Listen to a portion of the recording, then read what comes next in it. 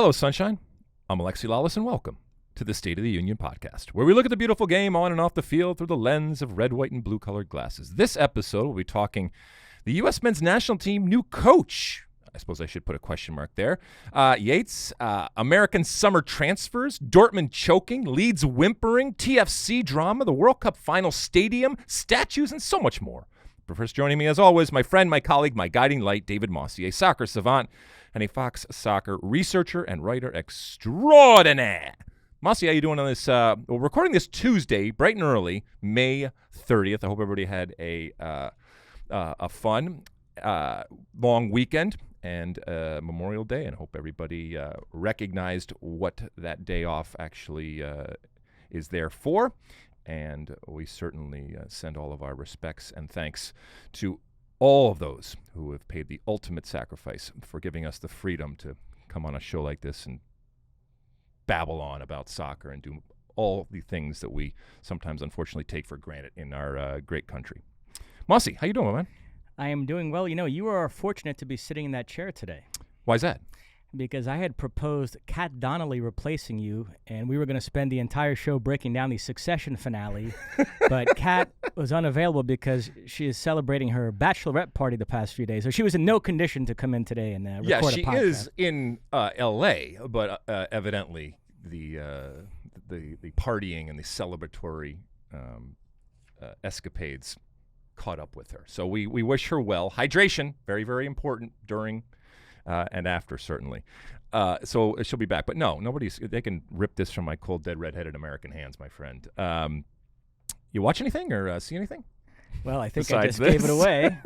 What did your wife think of it, most importantly? She has saved it for today. So on Wednesday, I'll let you know how she thought of it. Now, this is not the penultimate. This is the ultimate. This is the last one. Done. Correct. Which also means that starting this week, I can now watch it and binge it from start to finish, if I so desire.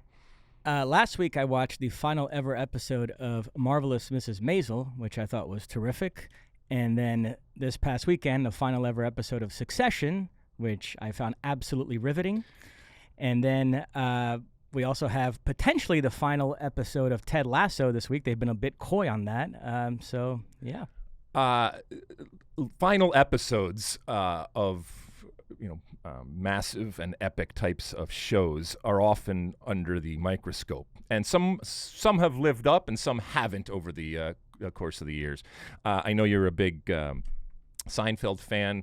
A lot of varying opinions when it comes to the final of Seinfeld. But this one, you think, lived up to the show ultimately. Absolutely. That's stuck not easy the to landing. do. They did. They stuck the landing. One of your most controversial takes is you did not mind the Game of Thrones finale that much. I did not mind it at all. I didn't think that jumping the shark usually happens, a season before or something like that. But it's hard to write a final episode for something that has been so important to so many people and to live up to all of those. So congratulations to the writers and obviously the actors for doing that, at least in your mind. And you think that's most people would agree after watching last night? Yes. Okay. Good.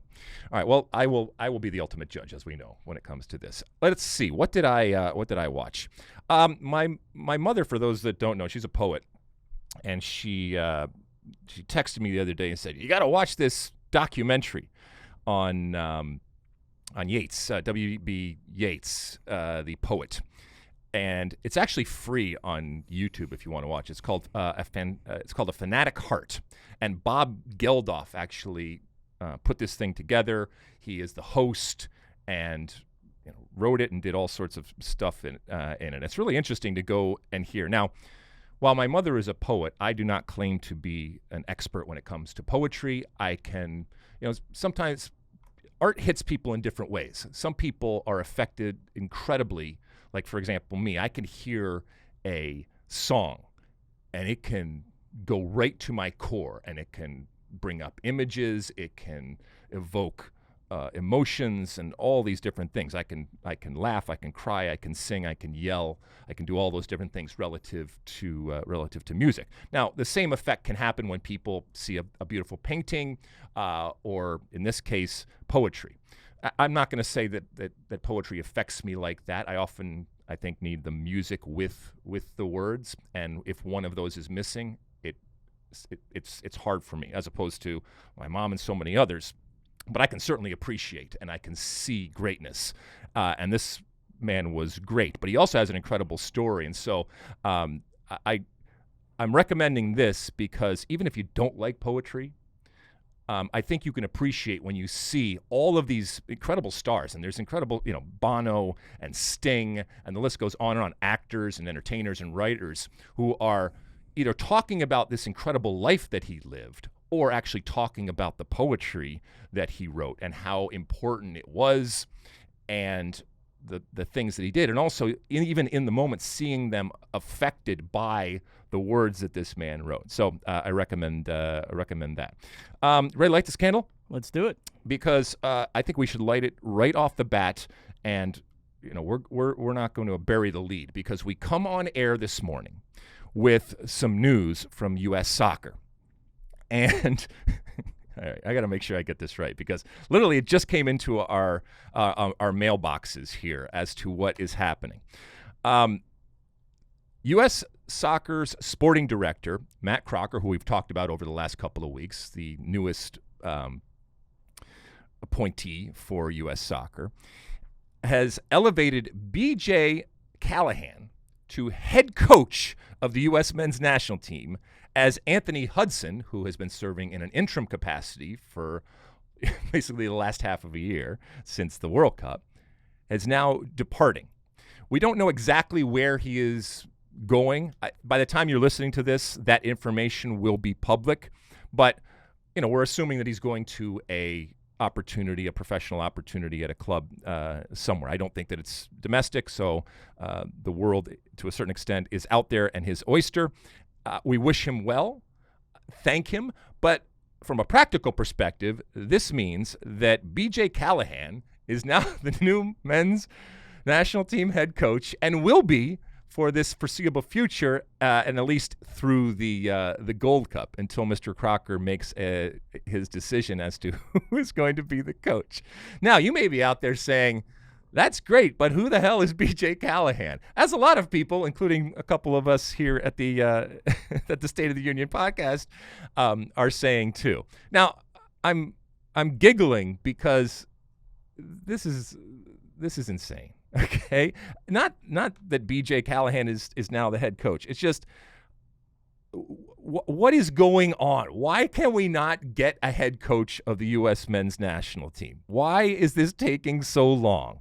And now we have our second interim head coach. Now, for those that know B.J. Callahan, he certainly has a resume in that he has coached at all levels, be it youth.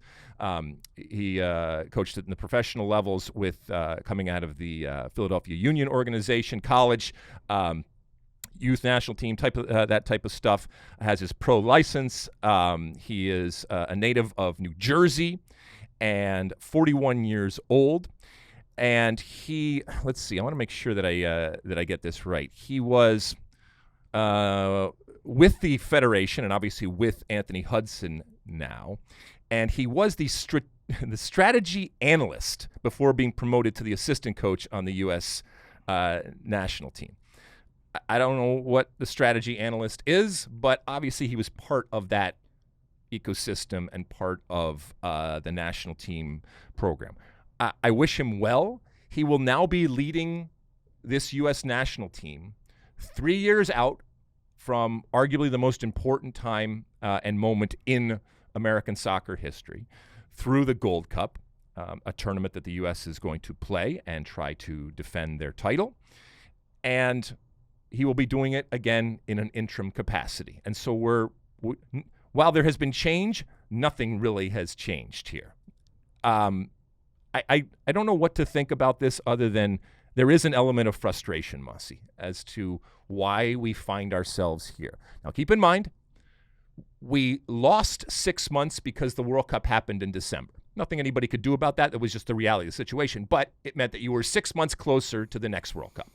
Now we've lost yet another 6 months, okay? And that is of our own doing because we didn't hire anybody. And that might have been prescient, and that might have been absolutely a fair thing to do, and you want to make sure you get the right person. But now we're 3 years away from the World Cup, and we're going to go through most of the summer here now with an interim coach. Now, they were going to do that with Anthony Hudson. They had already said that. But Anthony Hudson probably read the writing on the wall and said, if there comes an opportunity and a jumping off point, I need to take it because I'm not going to be the head coach of the national team going forward, as much as this has bolstered his resume. And he's done a very good job and should be applauded for that. He said, I need to get a job and I need to get a gig that is going to last. So congratulations to him. Thank you to him. And I wish him well wherever it is that he is going to. And like I said, if you're listening to this now, the news is probably out where that ultimately is. But we came on air and we have to go with this, and we just don't have that information yet. Yeah, it makes a transition period feel even more transition-y.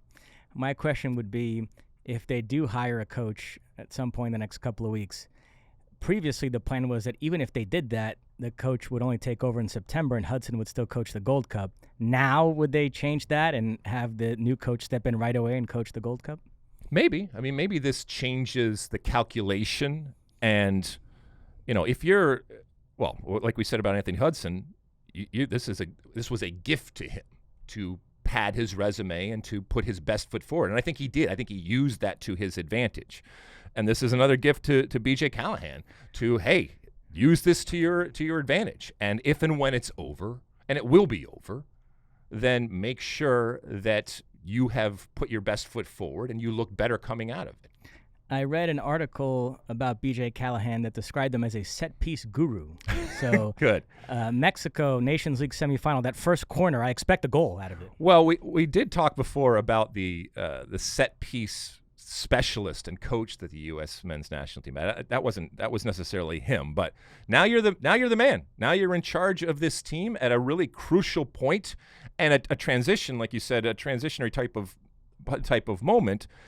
And go for it and use it to your advantage. But I do think that this is not a good look for the United States Soccer Federation. Now, you can have moments of transition. But keep in mind, Ernie Stewart is now gone. Brian McBride is now gone. Greg Berhalter is now gone. Anthony Hudson is now gone. And the guy who was the strategy analyst is now the head coach. So next person up. I guess the last guy out of Chicago turned out the lights. And, I know the folks in Chicago are probably listening to this and saying, yes, but. And there might be valid reasons for these decisions. And it happens. I get it, and you have to bob and weave and adjust. But did all of this have to happen?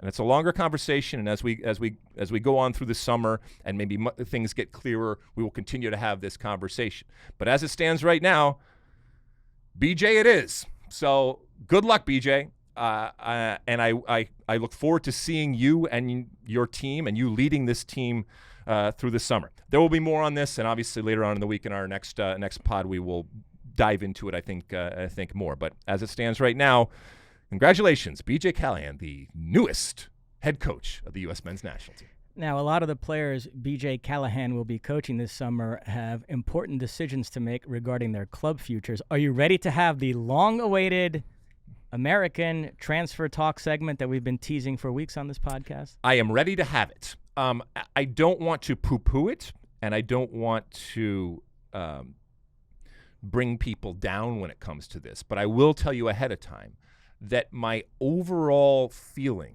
is that the movement and not the excitement, but the movement that I think many of us are anticipating, I don't think is going to be as great as we think it is going to be. I will say that ahead of time. All right, where should we start?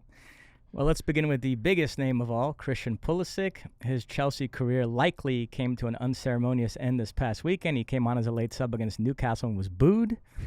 When it emerged that Mauricio Pochettino was going to be Chelsea's next coach, for a day or two there were some stories suggesting that Pochettino was a fan of Pulisic and might try to keep him. But those stories seem to have gone away, and everybody's back on the page of thinking he's definitely going to leave. There seems to be a lot of interest emanating from Italy. I've heard AC Milan. I've heard Napoli. Remember, Aurelio Di Laurentiis said recently he wants an American on the team next season. And we've also heard Juventus now as possibilities. The one team in the Premier League he's been linked with is Newcastle. So how do you see it? All right. So, look, Christian Pulisic First off, there's just the pure competitive side. And, we sometimes forget about all of the things off the field that are incredibly important. We've talked often about how we, as American soccer fans, and this is through the lens of red, white, and blue and the U.S. men's national team, that we want him playing consistently. This is not arguably, he is one of the great players the U.S. has produced. Potentially, over time, he could emerge as the greatest player that we have ever produced. But he has yet to fully and consistently live up to his incredible talents. And part of it is timing, and part of it is injuries, and part of it is situational where he is. But that's on him, ultimately. He came over for, $80 million from Dortmund. Incredible high fee. And has not lived up to that fee. Keep in mind that, I don't know what he's making exactly, but let's say he's making $15 million a year, something ridiculous, whatever it is ultimately that he is making. Who is going to pay him that? All right, so it's easy to say, yeah, he's going to go to Juventus, or yeah, he's going to go here. Keep in mind, he has 1 year left on his contract. Okay, the paradise moment in the modern day is to have a player that is sought after by teams around the world, and certainly teams in Europe, where given the money, that is talented, that is young, and that is out of contract. So there's no transfer fee. A year from now, that would be Christian Pulisic. So first you have to just say, it's all fine and well that you want Christian Pulisic to go someplace else, or even if Christian Pulisic wants to go someplace else. But why is he going to go someplace else and make less money? Who is going to pay him what Chelsea is paying him? And if Christian looks at this situation from a business perspective, why would you go anywhere else? Now, there's the competitive side and playing consistently, and that absolutely has value and draw.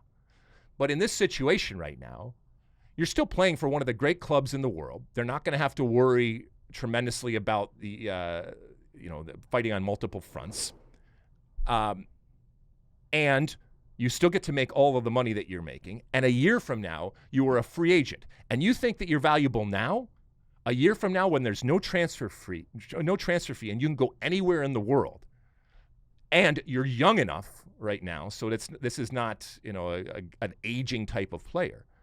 That is incredibly attractive. Now, I'm not saying that somebody might not come in and make them an offer they can't refuse and maybe pay him at or around what he's making right now. But there's not a lot of teams out there that are going to do this. And it's not as if his image has been bolstered given what has happened at Chelsea. If he does leave, I still maintain AC Milan and Newcastle are the two best options. Keep in mind, both those teams will be in the Champions League next season. Newcastle finished fourth in the Premier League. AC Milan, with their win over Juventus this past weekend, secured a top four finish in Italy. I'm enamored of both Eddie Howe and Stefano Pioli. I think they're very good at developing players. You see what Pioli's done with Rafael Leão. You see what Eddie Howe has done with the likes of Joelinton and Miguel Almiron. So I think those would be two good destinations. The overarching question here, and when we had Taylor Twellman on the podcast, he raised this issue, is whether Pulisic wants to go to another big club to prove that he was mistreated at Chelsea, but he can succeed at that level, or if he's willing to take a step down to go somewhere where he's guaranteed to play regularly. So that's kind of what he has to wrestle with, although you're introducing a third option, which is to stick it out at Chelsea for another season and then leave as a free agent the following summer.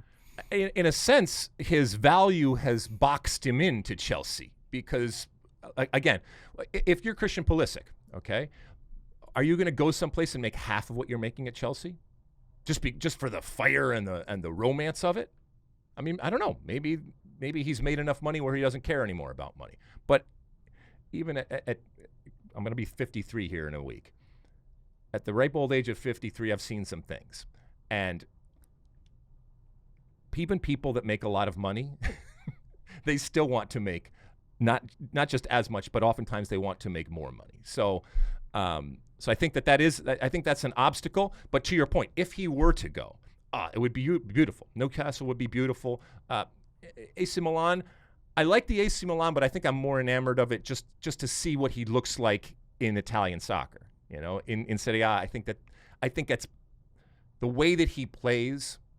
I'm not sure that the way that he plays is cut out for the way that England plays. And I know it's generalizing a little bit about how England plays, and it's not a matter of toughness. It's actually a way that he thinks about the game, I think at times is in an advanced way, and at times it hurts him because of a need on a much more consistent basis in the EPL to be much more rudimentary. All right, we have 9 more players to get through, so I don't know if we can spend this much time on every one. But next up is Weston McKennie. Yeah. It was a mid-season loan from Juventus to Leeds. It proved to be a disaster. There's no chance of him staying at Leeds permanently. So now he's going to go back to Juventus. The question is whether he will stay there or get sold this summer. It sounds like he'll likely get sold this summer. The one possibility that's emerged is Brighton. They are set to lose Alexis McAllister and Moises Caicedo this summer, so people think there might be a fit there with all those midfield minutes available. Yeah, I love Brighton because of the way that they play, and I actually want to see, and I think I said this before, I want to see Weston at a more advanced level of play. And I don't want to see him in a situation where everything is dictated by the fear of going down and just staying up, because I think that unfortunately makes teams and players play in a different way. So, yeah, I think that would be good. But I will say this. Weston, time and time again, has proven at Juventus that he is of value. And he has come into situations, and not forever, and he certainly has his faults. But it wouldn't surprise me in the least if he comes back after his time at Leeds and finds a way back into the Juventus world in terms of getting playing time, and that certainly wouldn't be a problem. So he doesn't have to move, but if he were to move someplace like Brighton, I would absolutely applaud that. He has not done his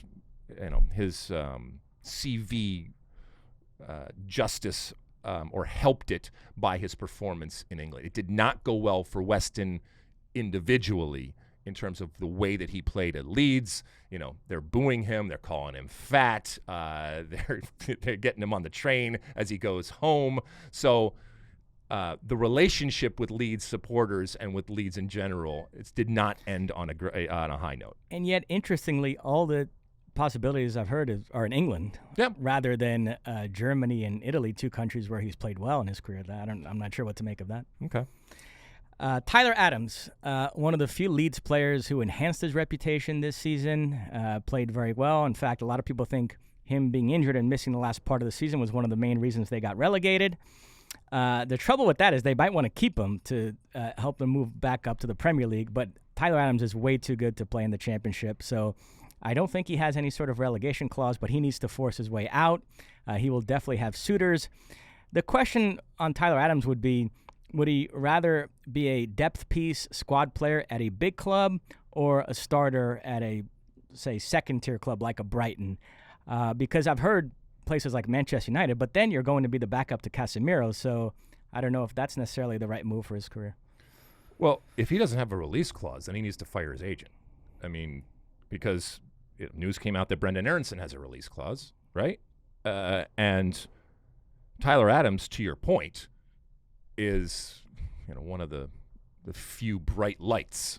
And I think if anybody is going to dismiss what Leeds is and just look at the individual player and the quality, I think it's going to focus on Tyler Adams. And so he is going to have suitors. But keep in mind that the way that these contracts are written, if and when you are relegated, and anybody going to Leeds would have had part of that as part of the equation if they're doing their job, either you have a release clause and or you also have, if you do stay, that they're not paying you as much. And oftentimes the amount of money that you're making is relative to whether you're in the Premier League or whether you're relegated and you go down. So if Tyler Adams can't find a move because of whatever it is, I mean, his price is too high or whatever, or Leeds say, hey, we want to keep you here, and he's making less money because of the contractual situation to play in the Championship, that sucks for him, and it sucks for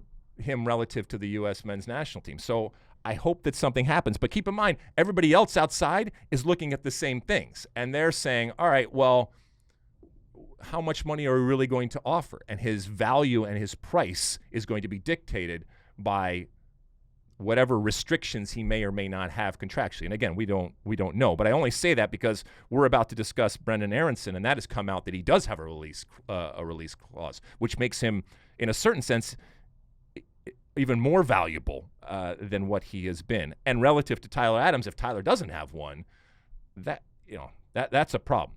No, but I think there are lots of people that recognize that Tyler Adams would help them, and that type of player. Had Leeds had Tyler Adams down the stretch, what is he good for in terms of points? Maybe those 2 or 3 points that are the difference between promotion and relegation, between relegation, excuse me. Well, you mentioned Brendan Aronson. Ironically, he's the one American at Leeds that people don't think is too good to play in the championship, and some people think it might have actually done him some good to drop down a level, and yet he seems absolutely intent on leaving. He had his agent insert a relegation release clause, which means there's some sort of relatively low buyout number where if another club comes in and pays it, he's free to go, and he seems intent on going. Did not have a very good season. Started off well, but then really faded. I wonder what the market is for Brendan Aronson right now. He's always seemed to me like a Bundesliga player. His brother is at Eintracht Frankfurt right now, so perhaps he could even go there, or a club like that. Yeah, and that traditional, I guess it's traditional type of pathway of, one of the smaller countries, your Austrias or whatever, then to the Bundesliga and then to the EPL. Obviously, he skipped that Bundesliga phase, and so, yeah, I guess that would make sense. But I think of anybody, to be quite honest with you, Brendan Aronson is in the best position. Now, is he looked at after this season at Leeds as irreplaceable and incredibly highly sought after? Not necessarily, but because he has this release clause, it gives him many more options than, like we said, if it's a Tyler Adams or somebody else out there. And I don't think that if the option is even to go, right back into a hot kettle of a potential relegation team, I think for him, he will see playing in the Premier League is better than dropping down with Leeds to the Championship. And we should mention, the past couple of days, Jesse Marsch has been linked with Monaco. Yes. If he were to get that job, then suddenly that becomes an option for all these guys, get the band back together kind of thing. Yeah, and they could definitely, Monaco certainly could afford, and Brendan Aronson would be available if that's something that he wants to do. I mean, I guess the lesson is get a release clause, right? If you're looking at a team that is potentially going to be facing relegation. Yeah, but I think Brendan Aronson for sure is going to move. I'm not so sure about Tyler Adams, Weston McKennie, or Christian Pulisic. Next up, one of the most interesting names on this list, Gio Reyna. Now, in our second segment today, we're going to recap the Bundesliga title race. We don't want to step on that completely, but we'll just say another strong performance for Gio off the bench this past weekend. He's had a strange season, hasn't played a whole lot. I think it was kind of a lost year in terms of his overall development as a player, but he did show this penchant as a super sub for coming on, getting goals, assists. So now people are wondering, is this a situation? I don't think Edin Terzic is going anywhere as a Dortmund head coach, where Gio needs to extricate himself and go somewhere else. Or no, they were just being cautious because of his fitness issues. But if he shows up in the preseason looking good, there's still a path towards him being a regular starter at Dortmund. And then if that's the case, Dortmund still is maybe the best club to use as a stepping stone to a bigger move. So how do you see Gio's situation? So first off, Gio Reyna, I don't need to tell Gio Reyna or anybody else listening that Gio Reyna is still playing for one of the big clubs in the world, right? And a club that the majority of players out there would love to be involved with. He has come through the drama and the ridiculousness that has happened off the field since the World Cup. And I think he's been incredibly, for lack of a better word, professional in the way that he has approached it. In that he has done everything that's been asked of him as a substitute, and he has done the very thing that you want from a substitute, to come in and to make a positive impact. Each and every time he comes on the field, to your point, he does something good, and he enhances what is going on, or he fundamentally changes the way the team plays and the way the team looks from an attacking perspective. That's all fine and well. Any player, including Gio, wants to start. There will be changes when it comes to Dortmund. It just remains to be seen.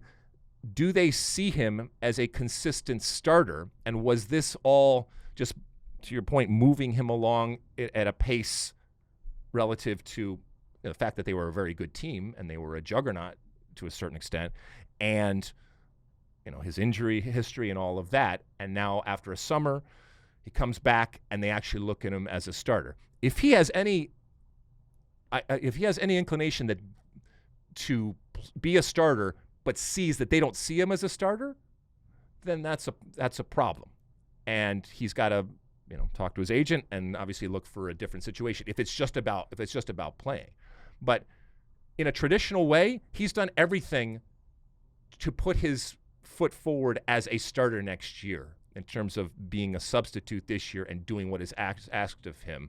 And he has started before, but if it's not happening, he's got to go someplace else. I would stay one more season. If next season looks like this season, then he's got to go. But he's still young. I still think, as I said, there's a path there towards him emerging as a starter at Dortmund and then using that as a stepping stone to a bigger move. Okay. Next up, Folarin Balogun.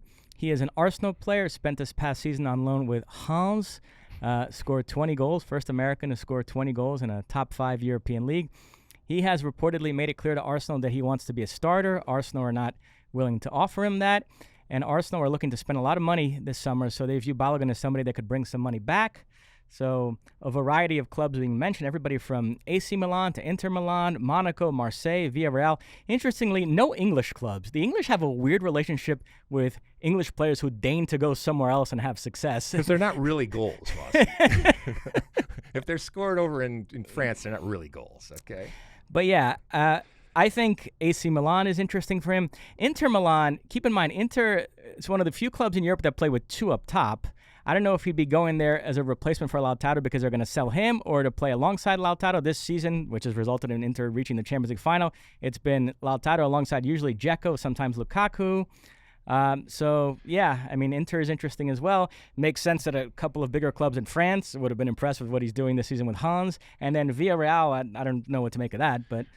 Look, I know that despite not ultimately lasting and winning the EPL title, Arsenal had a hell of a year, and this is a incredible team that is still very young and is only going to get better. But if you're Arsenal and you'll be fighting on multiple fronts over there, why wouldn't you bring him back, Mosse? Why wouldn't you have him at least part of the, for lack of a better word, Arsenal going forward in the next season? I agree. I think he's clearly better than Nketiah. And even while I think Gabriel Jesus, with his all-around talents, should be the starter, Balogun has displayed the potential to be a better goal scorer than Gabriel Jesus. And so he'd be a great option to have when Jesus goes on one of his goal-scoring droughts. He's a guy you can throw on. So, yeah, I think there's absolutely a role for him at Arsenal next season. I'm surprised that that's not being discussed as more of a possibility. Yeah. I mean, who knows? Maybe ultimately that happens. But he is, as we say, doing the most difficult thing to do and doing it at a rate that deserves attention, and that's why he's getting attention from all of these teams. Hell, it's a record-breaking rate in terms of the way that he is doing this, and that's why he is getting this this attention. So I think there will be a move up. I mean, that's the traditional type of course for any type of goal scorer out there that is doing it for a smaller team. You want those goals. It'll be interesting to see what, because you were talking about Arsenal getting some money back, what his valuation is right now in terms of what they don't want him scoring goals for them, but what is this valuation when it comes to scoring goals out there on the market? Yeah, I spoke about his season in the past tense, but Liga is not actually over yet. There's one more round to go. The same true in Spain. Valencia still battling relegation, but they look to be in good shape to stay up. Yunus Musa, I think, other than Balogun, is the U.S. player with the highest upside.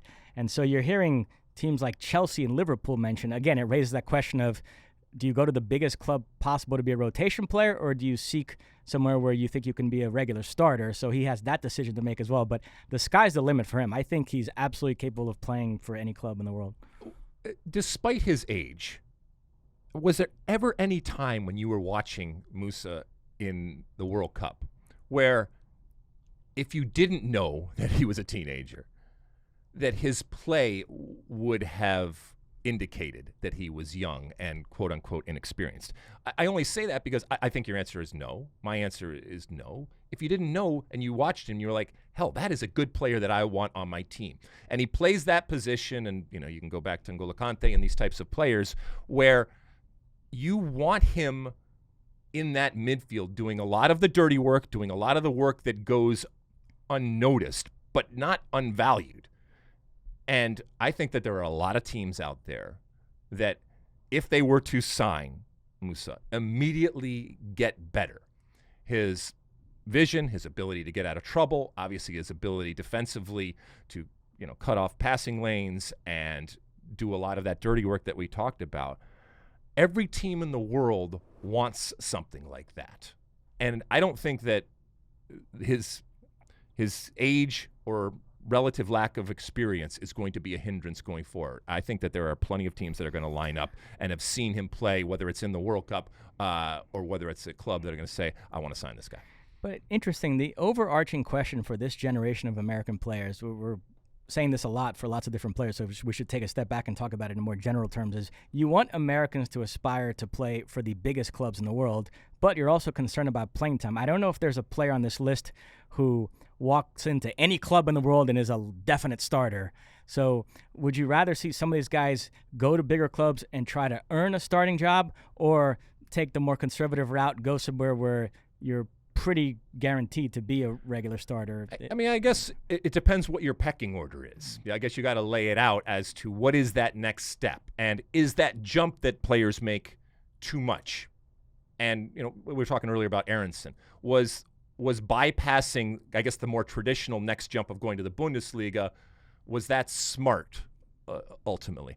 I mean, at some point we have to have the confidence and we have to have the talent that is able to come into a quote-unquote big club and not just be pushed aside, and is able to challenge for a spot and is able to do it even though that background might not be every single step of the way was planned out, and it was always the same type of step, if you know what I'm talking about. There's a couple more that we need to hit, right? Yeah. Next up, Tim Weah. The issue for him this past season at Lille, he played a lot, but he played as a fullback, so he needs to have a conversation with them and tell them that next season he wants to play at his regular position as a winger, and if they're not willing to offer that, then he might have to leave. And Marseille has been mentioned as a possible destination. I mean, look, you're playing, that's a good thing. But again, we're looking at this through the eyes of the U.S. men's national team. And when Tim Weah was on that right-hand side playing on the wing, he was great. And he was consistently dangerous. I think, whether this is good or bad, he was the go-to when it came to people actually standing somebody up and taking somebody on one-on-one out wide. And Christian Pulisic did different things on the left-hand side, but as just a blazer going up and down, that's what you want. And so it's easier said than done, going in and saying, this is what I want to do and this is where I want to play. The coach and the team is going to play you where they think is best for the team, not where they think is best for the U.S. men's national team. That's not the priority going forward. And so I think that's where the consternation comes from the outside, is we want him to do what's good for him relative to the national team. And I don't know if there are going to be a lot of options right now. But he has been linked to different teams, as I'm sure he would, but it wouldn't surprise me if he just ultimately continues on where he is. Serginho Dest, that loan from Barcelona to AC Milan was a disaster, and he doesn't seem to have any future at Barcelona. So he's going to go somewhere else this summer. Conflicting reports. Some people saying it's definitely going to be Union Berlin, but then others are saying, no, that's not true. It's not going to be Union Berlin. At first glance, I thought that'd be a good move for him, but then when I looked at the depth chart, they actually do have a couple of other wingbacks there. So I don't know. What do you think is the right move? Okay, well, it might not be Union Berlin. I think all roads for him do lead back to Germany, and I think that'd be a comfortable landing spot for him after this crazy adventure that he has taken through Barcelona and Italy. But this is one where I don't get the sense, maybe you do, I don't get the sense that he's going to work his way back into the good graces and be a starter going forward when it comes to AC Milan. No chance. No, the sliding doors moment for him is when he was at Ajax. Barcelona and Bayern were both interested in him, and he chose Barcelona. And in retrospect, I think Bayern might have been the better play. Maybe. But I mean, look, you can't fault anybody for going to Barcelona. Yep. I would think. And finally, and then Ricardo Pepi, very good season individually with Groningen in the Eredivisie, and it sounds like he wants to stay in the Netherlands. Remember, he was on loan from Augsburg. He wants no part of going back there. And so PSV and Feyenoord both interested. Feyenoord seems like being a bit more aggressive about it right now. Keep in mind, they have Santi Jimenez, but he might be leaving, and then presumably Pepi would be the replacement for him. It would be interesting if Pepi went there and Jimenez didn't leave, and all of a sudden they were battling for the starting job. That would be a fun little U.S.-Mexico dynamic there. But yeah, I think Pepi's going to end up at one of those two clubs, PSV or Feyenoord. So here's the problem, and this is what I don't understand. Screaming and yelling and that you're not going out to Augsburg obviously is a strategy, right? It's a strategic play by him and I suppose his representation. But Augsburg didn't use him last year and got along without him. And now he wants out. Well, that's all fine, but Augsburg is going to say, well, fine, but we're not going to give you away for free. And everybody else out there looking at it says, ooh, maybe we can get somebody for much less money now because, this is a disgruntled type of player. And so they're going to lowball from a price perspective.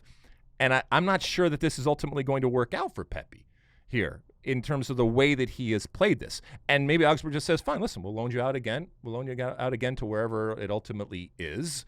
And that's fine for us, but unless somebody's going to come in with a ridiculous offer, and that certainly could happen, I don't know how this changes. And so PSV and Feyenoord, I suppose they could do a loan type of deal situation here. But if this is I want out and I want to be sold, fine. But what is the price now, given what he has said, given the fact that Augsburg, they don't necessarily need him, but they're not just going to give him away. And they can get away with kind of taking their time and being patient and getting the most that they possibly can out of whatever transfer fee there is. This isn't a desperation type of move where they have to get rid of him. So I don't know. I mean, I think ultimately he'll just go out on loan again, someplace. That's the end of our list. We do want to tag this by mentioning that we're not going to go through each of these guys, but also a big summer for U.S. goalkeepers. Matt Turner's got to decide whether he wants to spend another season as the backup to Ramsdale at Arsenal or get loaned somewhere else. And then you had Zach Steffen, who spent this past season on loan with Middlesbrough from Manchester City. Doesn't have a future at Manchester City, so he's probably going to have to go back on loan again. And Ethan Horvath, who we're going to talk about in our next segment, had reason to celebrate this past weekend. He spent this season on loan at Luton Town from Nottingham Forest, so both those clubs in the Premier League next season. So he's going to have an interesting decision to make regarding Well, we'll see what BJ Callahan does with the goalkeeping situation because, like you said, the incumbent, I guess, the number one, is a number two at Arsenal. Who was number one, Zach Steffen, at least he went and was playing. And then you got old man Horvath kicking ass, and now they're all going to, I'm assuming the three of them at some point are going to show up at camp, and we'll see what BJ has in store when it comes to come to his goalkeeping. I don't think that Matt Turner is going to go anywhere. I think he's making a lot of money. He's playing at one of the best clubs in the world that's on the upward trajectory after an incredible year. And yes, from a goalkeeping perspective, he's still the number two, but it's a pretty nice life I'm sure he's living. The tricky thing is Arsenal was in the Europa League this past season. They're now going to be in the Champions League. So the Europa League, those were games he could get. They're not going to rotate for the Champions League, so Ramsdale is going to presumably play those games as well. Maybe. So it's less opportunities in this season than next season. But he's in the Champions League. Last thing this segment, we do want to mention the U.S. under-20 team, fantastic group stage at the U20 World Cup. Undefeated. 3 wins in 3 games, 0 goals conceded. We're taping this on a Tuesday morning. In a couple hours, they face New Zealand in the round of 16. We obviously can't say much about this because by the time you hear this podcast, that game will have already occurred. So we'll just recap it on our next pod, I guess. But good luck to them, and yes. We'll talk about that later. It's gone well so far, but now we get into the, what do they call it? The business end, right? Yeah. The nitty gritty here. And this is, win or go home. So please win. Don't go home yet. U.S. under-20s. All right, let's take a quick break, and we come back. Like you mentioned, there's a lot of stuff that went on over in Europe, and we'll check that out, as we will MLS too. Okay, welcome back. All right, let's get into it, Mosse. It was a weekend of last games and a weekend of drama. Let's start over in Bundesliga, shall we? Yeah, so we begin with the dramatic conclusion to the Bundesliga campaign. Dortmund had it in their hands, and they blew it. I mentioned a few weeks ago on this podcast that when we reflect on Bayern's Bundesliga dominance, yes, they're great, but it does help that their chief challengers are the flakiest club in world football, and that was laid to bear this past weekend. Dortmund, a win, they would have claimed the title, but they drew Mainz 2-2 at home. Bayern, 2-1 away win over Cologne. Bayern, the champs, 11 in a row for them. Congratulations, Bayern. I mean, are we doing this 11 in a row? They backed into this one, and like you said, they were gifted this one by Dortmund, who had it in their hands. And I don't know how you say choke in German, but that's exactly what they did. There is no other word for it, and they are going to be reliving this one for many, many years as to how they ultimately let this one get away. The interesting thing about how all this played out is Bayern scored an early goal, Kingsley Coman, and then in everybody's mind, that part of it was done. Bayern is going to handle their business, and it all became about whether Dortmund was going to win or not. Dortmund go down 1-0, Haller misses a penalty, then 2-0, and everybody's focus was on that game and wondering if Dortmund was going to pull like a Manchester City Aston Villa from last season. And I was on a text chain with Keith Costigan and Ian Joy, and I was pointing out, guys, it's only 1-0 Bayern. A Cologne goal would hand Dortmund the title. And sure enough, in the 81st minute, Cologne scores from the penalty spot. So there were 8 minutes there where Dortmund were champs again, even though they were losing to Mainz. And it took an 89th minute Jamal Musiala goal for Bayern to claim the title. That's how close Bayern let it get to. But in the end, they prevail. And as far as Dortmund goes, down 2-0 in the second half, Gio comes on, provided a major spark, assisted Guerrero 2-1.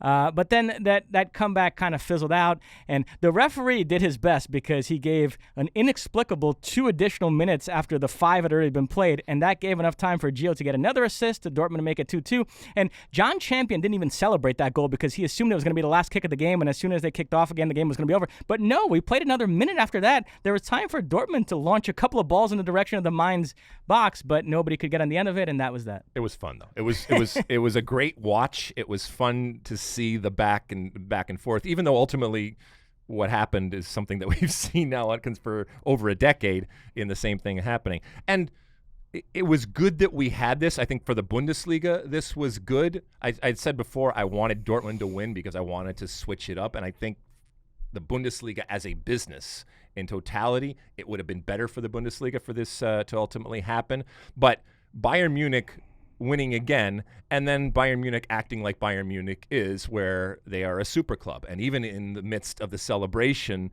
they are beautifully ruthless. Even by Bayern standards, this was cold. This was awesome, They Mosse. sacked both Oliver Kahn and Hasan Salihamidzic literally minutes after winning the title. In Oliver Kahn's case, they didn't even let him go to the game to be able to celebrate. So it's a recognition that they're not fooling themselves. They won the Bundesliga, but this was an awful season. The decision to sack Nagelsmann and bring in Tuchel was a disaster, and they were very fortunate to even salvage anything from this campaign. This is how super clubs act.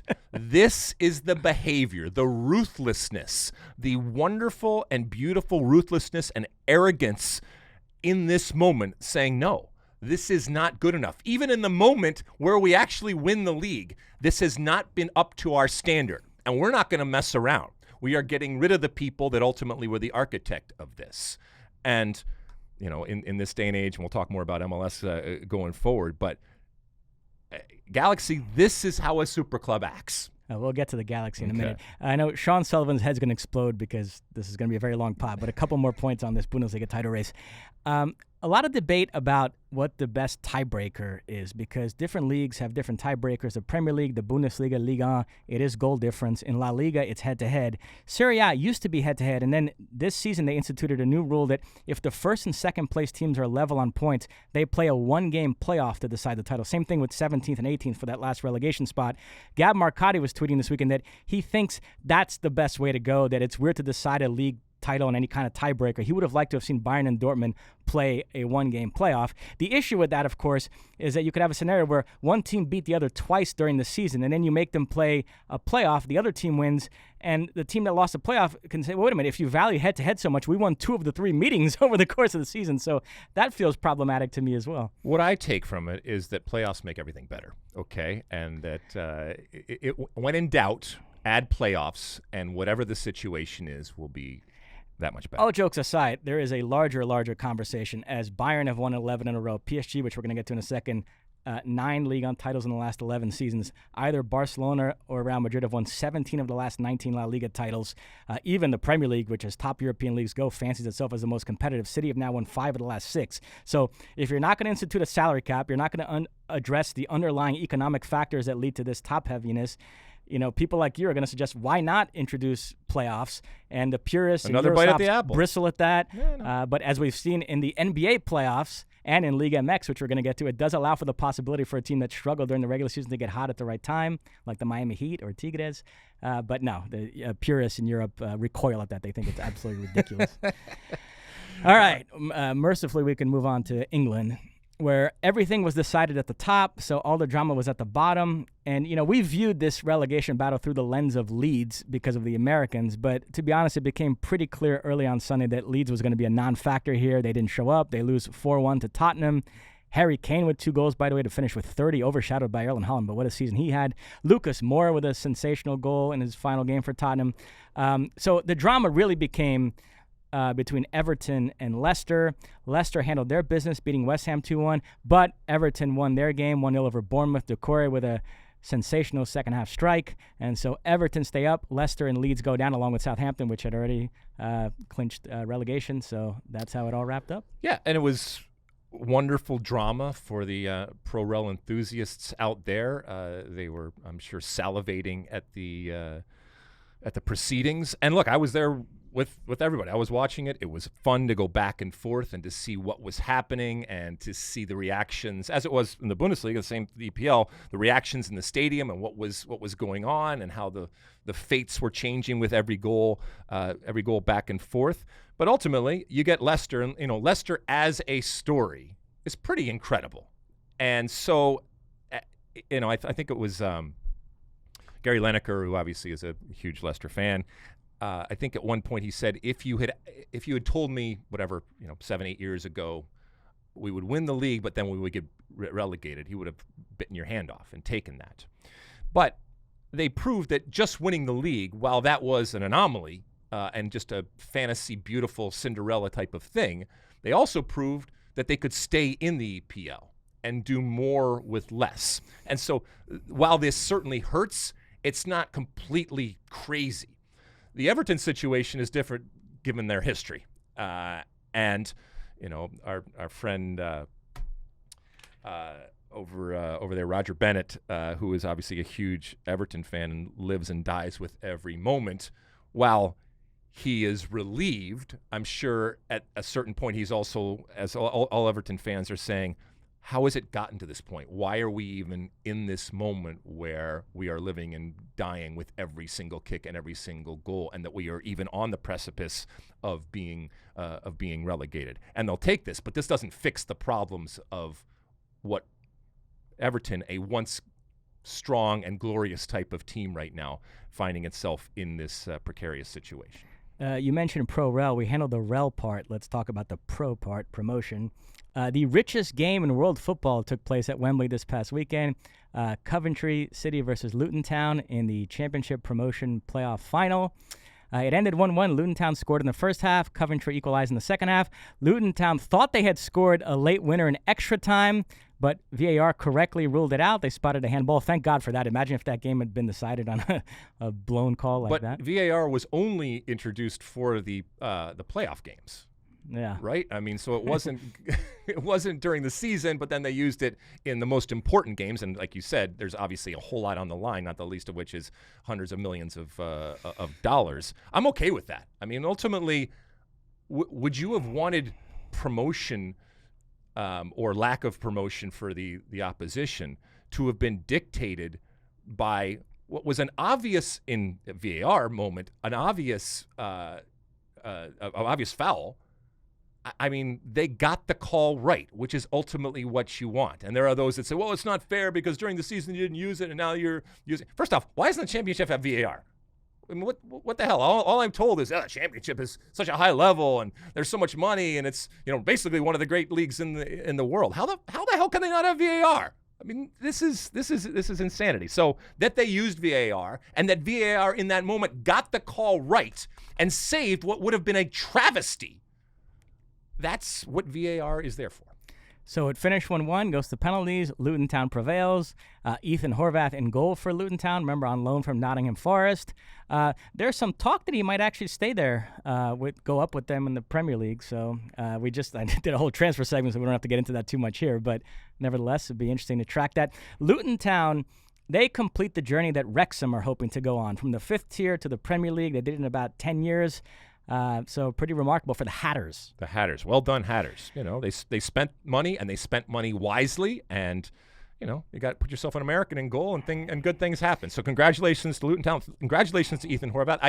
I hope that he continues on and they find a way to continue this. Maybe they will, maybe they won't. But either way, he lived a piece of history and he lived a moment that he will never forget, and it was fun to watch it. And, Luton Town play in this tiny, tiny stadium, Kenilworth Road, so a lot of people excited to see Premier League games there next season, although in order to meet Premier League specifications, they're going to have to spend a lot of money. We'll see what that ground actually looks like next season, but nevertheless. There are standards, and there are minimum standards, and for those screaming and yelling about professional league standards and what they are there for a reason, all right? They are there for safety. They are there for a level of comfort and, like I said, safety and to a certain extent luxury befitting of the EPL.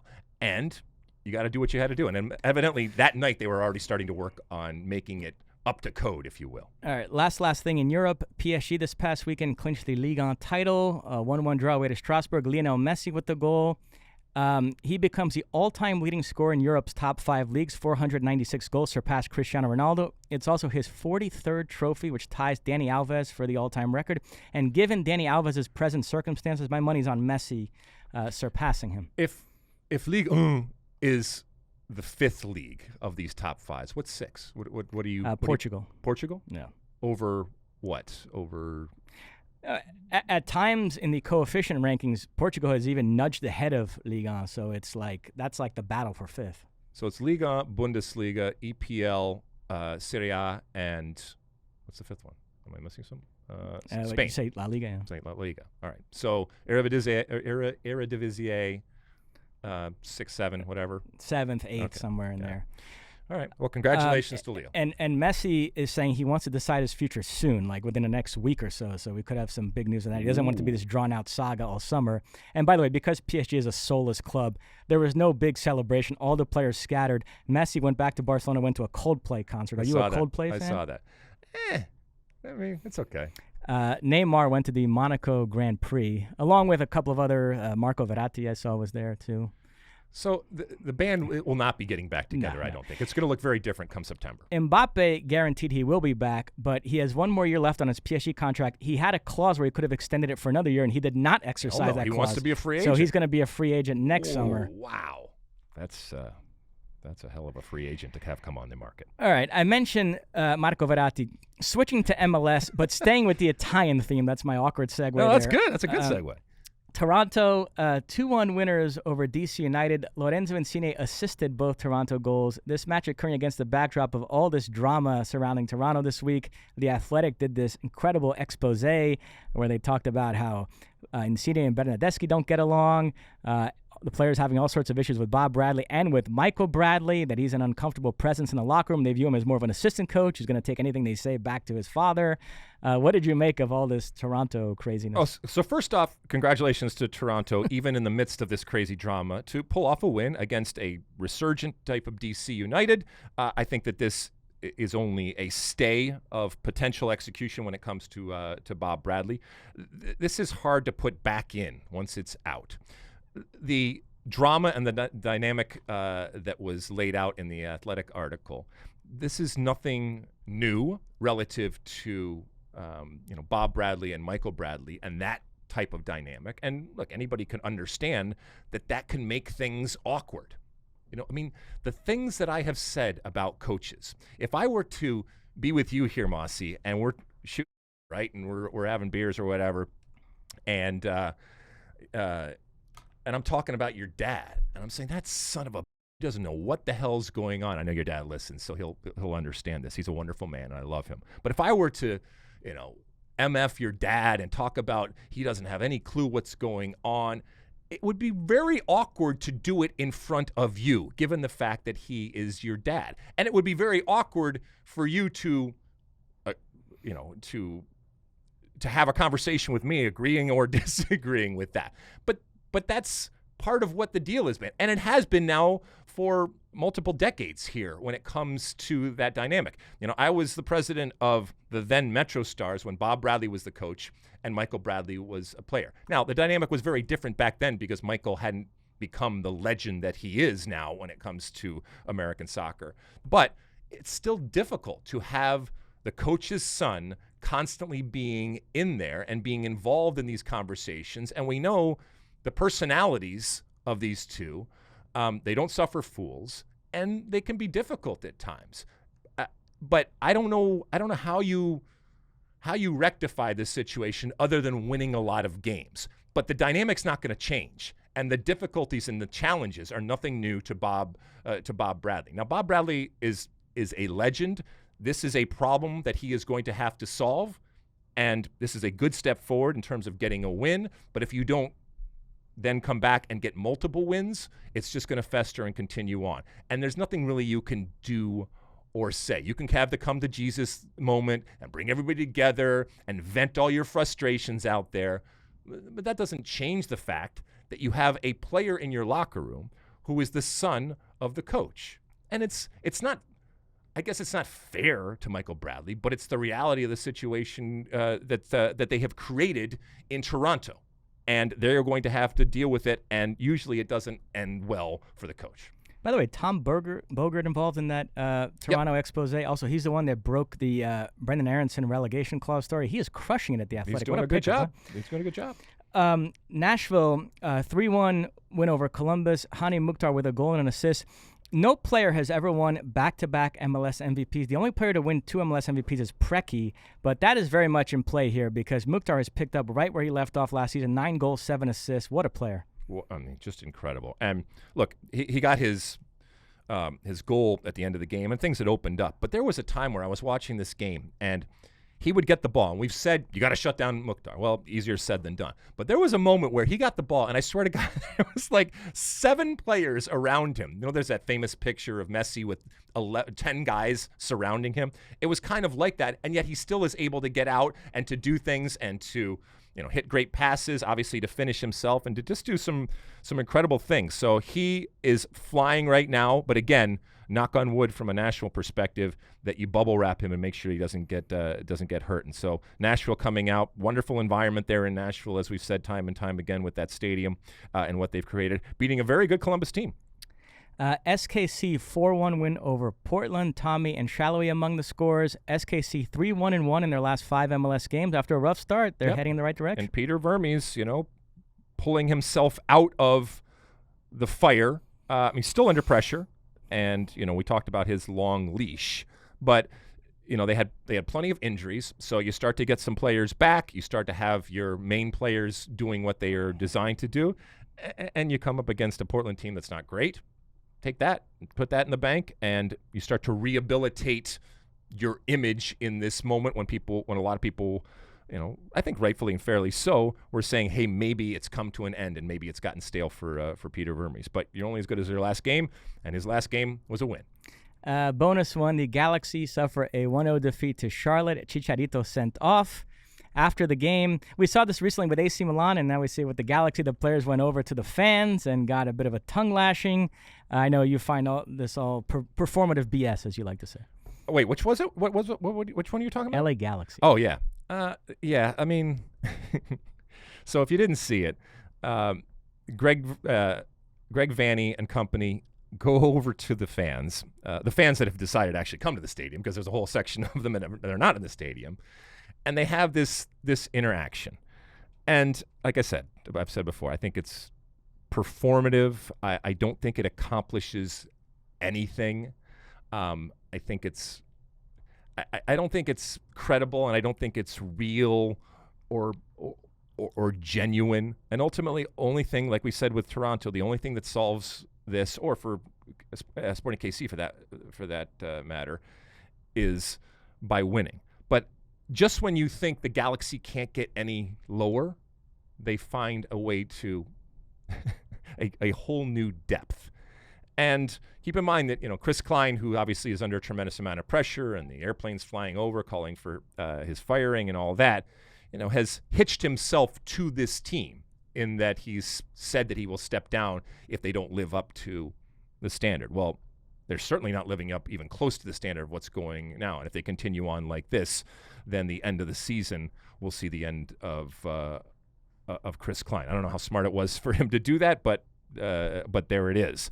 And it's now you can just see it when you're watching the Galaxy. You can say, oh, here it comes. Nothing's happening on one end. And, while Chicharito does a lot in terms of motion and action, the product, the end product, is not there. And now he's getting frustrated and he's kicking people and doing all these different things. But,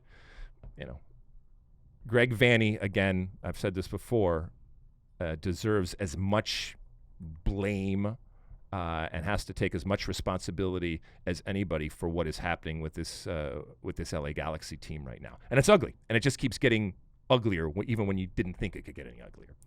Next up, Mexico. We had an epic end to the Liga MX campaign. Chivas Tigres final, the first leg had ended 0-0 at the Estadio Universitario, so the scene shifted to Guadalajara on Sunday. Chivas was up 2-0 at home, mid-second half, cruising. Looked like they were headed for the title, but then Gignac from the penalty spot, 2-1. Cordova, who's been outstanding in this Liguilla, he made it 2-2. We went to extra time, and then in the extra time, Guido Pizarro, a set piece. Ball was pinging around the box, and then a deflected header looped in. 3-2 Tigres. That was the final. They claimed the Clausura title. Heartbreak for Chivas. Congratulations, though. Congratulations to Tigres. And we should mention also that we have some CONCACAF champions. I'm going to segue to that. Yeah, Tigres eliminated by fellow Mexican side León in the semifinals of CCL. So it will be León against LAFC in the final. We're taping this on a Tuesday. First leg tomorrow in Mexico, live on FS1. A half-hour pregame. Rob Stone and Alexi Lalas. You're back in the game, my friend. Back in, baby. You've been kind of phased out of CCL the last few weeks. Yeah, I'll probably shave, shower a little bit, make myself presentable for TV, get back on the in the saddle. I can't wait. It's going to be fun. Obviously, LAFC trying to replicate what Seattle did last year in terms of being CONCACAF champions and then going to the FIFA Club World Cup. So that's a fun thing, and they're flying right now. But it's a two-legged type of situation, and I think that the ambition and the confidence of MLS teams now going down to Mexico has fundamentally changed over the last couple of years. And quick turnaround between the two legs. Yep. The second leg is Sunday in Los Angeles. I fully expect LAFC to win this. I think they're the better team to begin with, and then you throw in the fact that León haven't played in 24 days because they got knocked out in the repechaje. And away goals do not count. Away goals do not count, and unlike the previous rounds, if it's tied after two legs, we go to extra time. Yes. Straight to penalties in the earlier rounds. But yeah, I think LAFC is the better team. They're going to prevail, and it's going to be 2 in a row for MLS, which will signal, in my view, a changing of the guard. I'm excited. I'm excited. I can't wait. We'll see how LAFC and Steve Cherundolo. We talked to him yesterday, and he sees the opportunity for this club. And Steve Cherundolo, I think, very quickly is becoming one of the great coaches in Major League Soccer. And talk about improving your CV in a very short period of time, not just winning a MLS Cup, but now if he comes back and goes and wins CONCACAF Champions League, interesting. As a matter of fact, in the pregame, we're going to have a U.S. national team head coaching chat, and should Cherundolo be mentioned more often, and would you be willing to wait till the end of this MLS season and then hire him? So that's sort of an interesting question. Interesting. Good tease, Mosse. Good tease. All right, anything else? That is it. All right, let's take another quick break. When we come back, it's time for Ask Alexi. All right, welcome back. It's time for Ask Alexi, that part of the show where you send in your comments, questions, and your concerns, either there on the social media platforms. You can use that hashtag Ask Alexi, and keep in mind that our handle is SOTU with Alexi, or you can call into our State of the Union podcast hotline, which is 657-549-2297, 657-549-2297. I know we're running a little bit long today. Producer Sean is freaking out over there. But you know what? We're giving you a little extra today because there was so much going on. And as we said, we came on air with the breaking news of the coaching change to the U.S. men's national team. What do we have this week, Mosse? So one Twitter question, Giants comeback trail asks, where do you think the final will be? I'm guessing it's between L.A., Dallas, and New York City. He's referring, obviously, to the 2026 Men's World Cup. Yeah, I had a bunch of questions on Twitter about what the World Cup is going to look like. Now, keep in mind, nothing has been ultimately decided as to other than the actual venues and the 16 different stadia. Nothing has been decided as to who's playing, obviously, where and when. And they've talked about regionalizing the World Cup and going forward and all this kind of stuff. Now, I'll take you back to 2016 when the initial bid was made to joint host the World Cup with the United States, Mexico, and Canada. And then ultimately it was decided in 2018 that, yes, it was awarded to the United States, Mexico, and Canada. It goes without saying that the United States could do this all alone. We have the infrastructure, we have the capabilities, we have the history. The United States does not, in terms of the practical putting on of a World Cup, need Mexico and Canada in order to do it. But there is baggage that comes with the United States. I shouldn't have to tell you this, but it's just a fact of life. And strategically, it made sense, and politically, it made sense to include Mexico and Canada with the bid. And there are those members out there that vote for FIFA that do not have a favorable impression or idea or belief when it comes to America and America hosting a World Cup.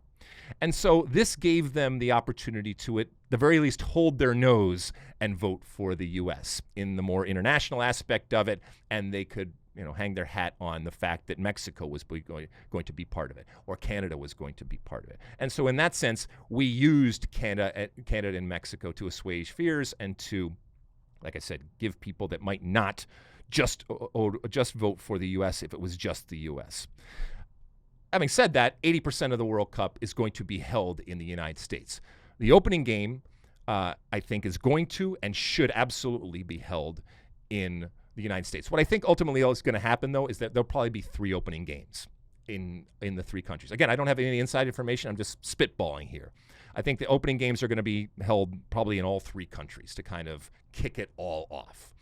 I think the draw is going to be held in the United States, as it should.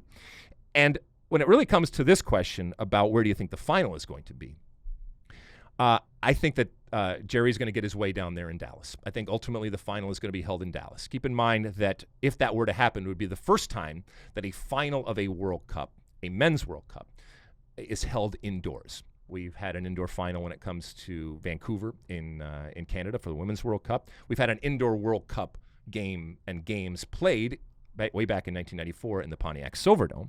But I would love to see the final of the 2026 Men's World Cup be held down there at Jerry World in Dallas, indoors, even though it's all going to be grass, indoors, where you don't have to worry about weather. Time zone, it's better.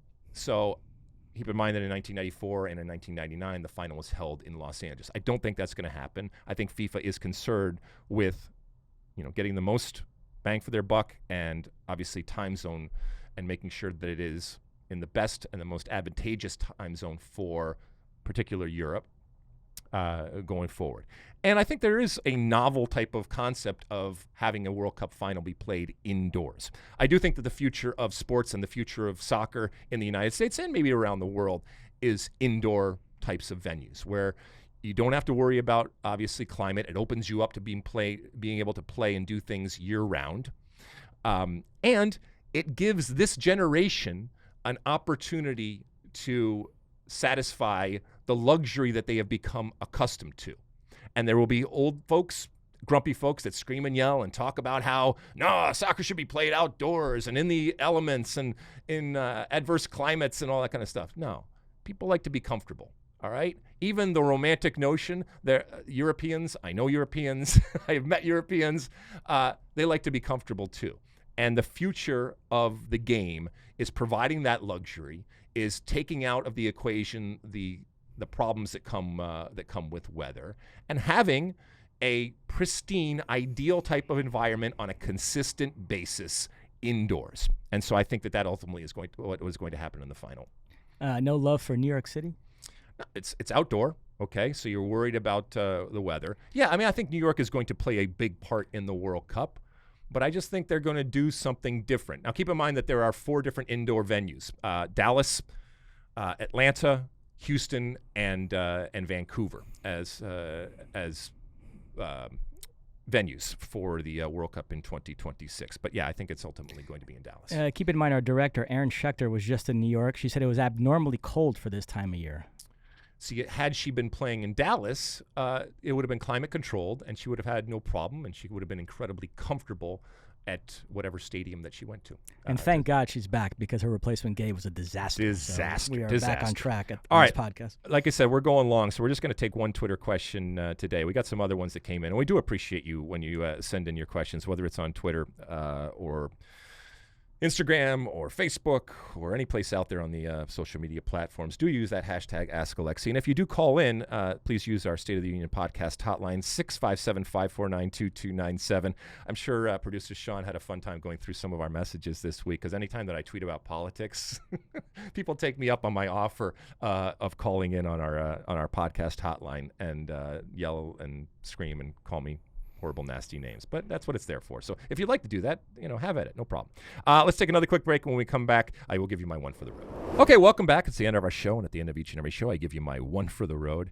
Mosse, the phenomenon of statues and honoring and paying tribute to people through statues has reared its head yet again. We recall the Cristiano Ronaldo brouhaha given his statue. David Beckham has a statue.